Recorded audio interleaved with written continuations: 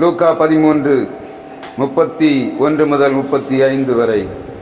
கோழி தன் குஞ்சுகளை தன் சிறகுகளின் கீழே கூட்டி சேர்த்துக் கொள்ளும் வண்ணமாக நான் எத்தனை தரமோ உன் பிள்ளைகளை கூட்டி சேர்த்துக் கொள்ள மனதாயிருந்தேன். உங்களுக்கோ மனதில்லாமல் போயிற்று. இதோ உங்கள் வீடு உங்களுக்கு பாழாக்கி விடப்படும். கர்த்தருடைய நாமத்தினாலே வருகிறவர் ஸ்தோத்திரிக்கப்பட்டவர் என்று நீங்கள் சொல்லும் காலம் வரும் அளவும் என்னை காணாதிருப்பீர்கள் என்று மெய்யாகவே உங்களுக்கு சொல்லுகிறேன் என்றார். நம்முடைய பிதாவாகிய தேவனாலும் குமாரனாகிய இயேசு கிறிஸ்துவினாலும் பரிசுத்த ஆவியினாலும் உங்களுக்கு கிருபையும் சமாதானமும் இந்த நேரத்திலே உண்டாவதாக. லூக்கா 13:34 சொல்லுகிறது, எருசலேமே எருசலேமே தீர்க்கதரிசிகளை கொலை செய்து உன்னிடத்தில் அனுப்பப்பட்டவர்களை கல்லறிகிறவளே, கோழி தன் குஞ்சுகளை தன் சிறகுகளின் கீழே கூட்டி சேர்த்துக் கொள்ளும் வண்ணமாக நான் எத்தனை தரமோ உன் பிள்ளைகளை கூட்டி சேர்த்துக் கொள்ள மனதாயிருந்தேன். உங்களுக்கோ மனதில்லாமற் போயிற்று. ஏரோதுடைய ஆட்கள் வந்து ஆண்டவராய் இயேசு கிறிஸ்து அந்த இடத்தை விட்டு போக வேண்டும் என்று கேட்கிறார்கள். அந்த 13ஆம் அதிகாரம் முழுவதும் நீங்க படித்து பார்த்தீங்கன்னா ஆண்டவர் ஏராளமான அதிசயங்களை அதிலே செய்திருக்கிறார். இந்த அதிசயங்கள் எல்லாம் அவரை மகிமைப்படுத்துவதற்கு பதிலாக அவரை கொலை செய்யும்படியாக யூதர்களை தூண்டுகிறது. இவள் பொறாமையினாலே எப்பொழுது பார்த்தாலும் ஆண்டவராய் இயேசு கிறிஸ்துவை கொலை செய்யும்படியாக சுற்றி கொண்டு திரிகிறார்கள். வசனம் சொல்லுகிறது, ஆண்டவர் எப்பொழுதும் அவர் மேல் கரிசனை உள்ளவர்களாக இருக்கிறார். உலகத்தின் பாவங்களுக்குள்ளே சிக்கிக்கொண்டு கிடக்கிற ஜனங்களை விடுதலையாக்கும்படியாக கண்களுக்கு முன்பாகவே அற்புதங்களையும் அதிசயங்களையும் செய்து வருகிறார். ஏன் ஆண்டவர் தன்னுடைய பணியை நிறைவேற்றுவதற்காக அவர் அதிசயங்களையும் அற்புதங்களையும் செய்ய வேண்டும்? காரணம் என்னவென்று சொன்ன அவர் சொல்லுகிறார், பாவிகளை ரட்சிக்கும்படியாக வந்த ஆண்டவர் எவ்வளவு தூரம் இந்த ஜனங்கள் அதிசயங்களை செய்த பின்பும் அவரை தேடி வரவில்லை. அதான் அவரிடத்தில் அவர் சொல்லுகிறார், பெத்சாயிதாவே கப்பர்நகூமே உனக்கு ஐயோ, இந்த இடத்துல செய்யப்பட்ட காரியங்கள் அங்கே சோதோமிலும் கொமோராவிலும் செய்யப்பட்டிருந்தால் ஜனங்கள் அன்றைக்கே மனம் திரும்பி இருப்பார்கள் என்று ஆண்டவர் சொல்லுகிறார். ஆண்டவருக்கு ஒரு நோக்கம் உண்டு. தன்னுடைய பிள்ளைகள் பத்திரமாய் இருக்கணும், அவள் அடைக்கலத்துக்குள்ள இருக்கணும் என்று விரும்புகிறார். அவர் அதை எதற்காக ஒப்புமைப்படுத்துகிறார்? கோழி தன் குஞ்சுகளை செட்டைகளின் கீழே அரவணைக்கிறது போல. கோழி பார்த்திருக்கா? ரொம்ப சாதுவான மிருகம், இருக்கிற ரொம்ப பாவமான மிருகம் கோழி, உண்டா இல்லையா? ஆனா அந்த பாவமான மிருகம் சில நேரத்தில் பருந்து வரும், ஒரு சித்தில் வரும், அல்லது களவு வரும். அது யார் வந்தாலும் சரி என்ன பண்ணும்? பாய்ந்து போய் பறந்து பறந்து கொத்தும். பார்த்திருக்கா? அப்பதான் தெரியும் கோழி இவ்வளவு பறக்கும் என்று. அதுவரை பறக்காது, அமைதியாத்தான் இருக்கு. எதுக்காக அது செய்து? தன்னுடைய குஞ்சுகளை பாதுகாக்க வேண்டும். அதான் மெயின் நோக்கம். தனக்கு தெரியும் தான் எந்த ஒரு பிராணி கூடயும் போராட முடியாது. அப்படிப்பட்ட அந்த சின்ன கோழி என்ன பண்ணும்? பருந்து வந்த உடனே பருந்து கிணையாக அது நிக்கிற வேகத்தை பார்த்தீங்கன்னா தெரியும். சிறகடித்து அது ஒரு கனைக்கும். எந்த பறவையா இருந்தாலும் சரி கொஞ்சம் அசந்து தான் போகும். அப்படித்தானே? விட்டுட்டு ஓடிடும் இல்ல? இந்த துரத்தை கண்டவன என்ன பண்ணுறது? கழுகா இருந்தாலும் சரி பருந்தா இருந்தாலும் சரி ஓடி போகிறது. ஆண்டவரும் அப்படிப்பட்டவர் தான். அவர் நினைக்கிறார், என் பிள்ளைகள் கூப்பிடும் போது வர முதல்ல என்ன பண்ணும்? இந்த கோழி நீங்க பாத்தீங்கன்னா தெரியும், அதுக்கு கனைப்பு உண்டு. ஒரு கனைப்பு பக்கத்துல வா, தூரத்துல போவாதுன்னு சொல்லும். குஞ்சுகள் தாண்டி போகும்போதுன்னு சொல்லும். அந்த சத்தம் போடும், பார்த்துருக்கா? கூப்பிட்டு என்ன பண்ணும்? அந்த சத்தத்துக்குள்ள நெல் என்று சொல்லும். ஏன்னா அதுக்கு தெரியும் ஒரு பாதுகாப்பு நெல்ல இருக்கு, அதுக்குள்ள மேயணும். இதை விட்டு தாண்டி போற கோழி நிலைமை என்ன? சித்தில் பிடிச்சிட்டு போற கோழி குஞ்சு அது. அம்மாவோட ரொம்ப தூரம் போற கோழியை தான் என்ன பண்ணும்? பருந்து பிடிச்சிட்டு போகும். ஆனா ஆண்டோட அடைக்கலத்துக்குள்ள இருக்கிற கோழி குஞ்ச எந்த பருந்தும் தொட முடியாது. ஆண்டவர் அப்படிப்பட்டவர். நம்முடைய ஆண்டவர் கரிசனை உள்ளவர்.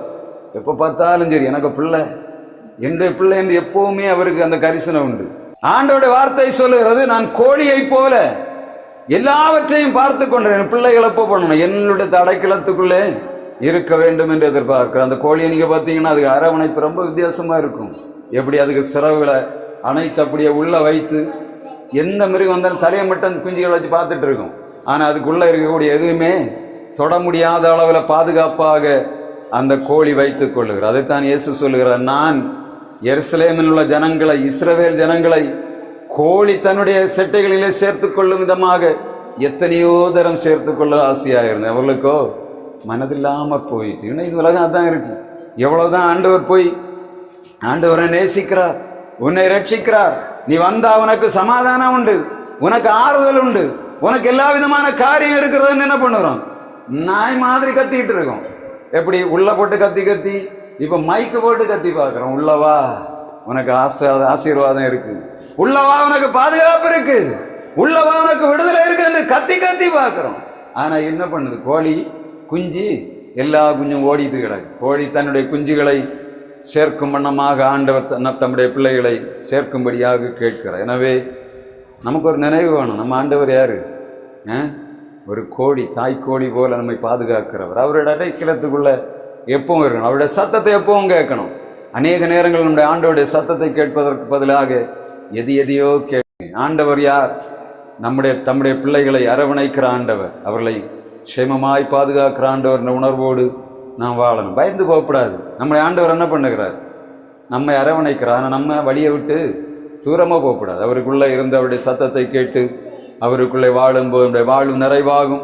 அவருடைய பாதுகாப்பு நமக்கு கிடைக்கும், அவருடைய அரவணைப்பு கிடைக்கும், அவருடைய சுகம் நமக்கு கிடைக்கும், அவருடைய பலன் நமக்கு கிடைக்கும். ஆண்டவர் தருகிற எல்லா ஆசீர்வாதம் நமக்கு கிடைக்கும். ஒரு கோழி குஞ்சு போய் ஆகாரத்தை சாப்பிடும்போது அந்த அம்மா அதை கிண்டி கிளறி கொடுக்கும். பார்த்துருக்கா? இதை தொட்டு கொடுக்கும், அதை எடுத்து வைத்து விட்டு சொல்லும், சாப்பிடுன்னு சொல்லும். ரொம்ப கவனமாக கோழியை வளர்க்குறவங்களுக்கு தான் தெரியும் அது எவ்வளோ அழகா தன்னுடைய குஞ்சுகளை. அதே போல ஆண்டவர் நம்மையும் வளர்த்துவர். எனவே பயப்படக்கூடாது. ஆனால் ஆண்டவருக்குள்ள இருக்கும்படியாக எப்பவும் தீர்மானிக்கணும். கிடைக்கிற நேரங்களை ஆண்டவருக்குள்ள செலவு பண்ணுவோம். ஆண்டவருடைய மறைவிடத்துக்குள்ள சத்தம் கேட்கக்கூடிய இடத்தில் இருப்போம். ஆண்டவர் சொல்லுவது போல எத்தனையோ தரம் கோழி தன் குஞ்சுகளை அணைத்துக் கொள்ளுமாக நான் எத்தனையோ தரம் உங்களை ஆவலோடு தேடினேன், நீங்கள் இல்லை என்று சொல்லுகிறார். இங்க நன்மை பெற்ற மனிதர்கள் ஆண்டவராய் இயேசு கிறிஸ்துவை நீர் இங்க வரக்கூடாது என்று சொல்லுகிறார். அப்படிப்பட்ட சூழ்நிலைக்குள் இருக்கும் போதும் ஆண்டவர் அவர்களை பார்த்து சொல்லுகிறார், இனிமேல் நாங்க வரணும்னா என்ன பண்ணணும்?